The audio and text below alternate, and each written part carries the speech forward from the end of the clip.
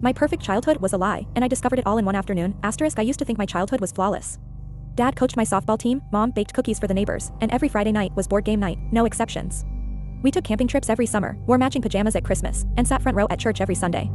We weren't just a happy family. We were that family, picture perfect, almost annoyingly so. Until I found the shoebox.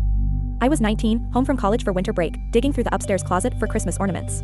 Mom swore the box of decorations was somewhere up there. Instead, I found a dusty old shoebox wedged behind some luggage. It slipped from my hands, crashed open, and spilled my whole life onto the floor. Photos. Letters. Legal documents. The first picture I picked up looked innocent, Mom and Dad at their wedding, both barely older than I am now. Then, things got strange. Mom, in a hospital bed, holding a newborn that wasn't me. The date? 2 years before I was born. There were more hospital photos, and then, my name. Adoption papers. Birth certificates. Court documents. I'd been adopted. At 3 months old. And they never told me. At the bottom of the box was a letter, sealed, addressed, to our darling daughter. It was in Mom's handwriting. She wrote that they planned to tell me when I turned 18, but then they put it off, again and again. We were scared you'd love us less, she wrote. We kept telling ourselves, next year. Next birthday. Next Christmas.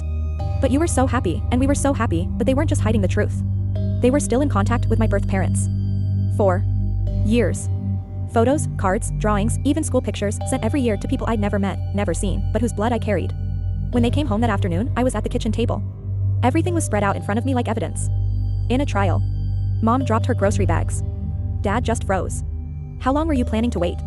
My voice didn't even sound like mine. They didn't have an answer. They cried. They apologized. They said they were my real parents. But that moment broke something. Turns out they'd lied to doctors. About our family medical history. They'd hidden birthday letters from my birth mother. They'd told me I looked different because of recessive genes.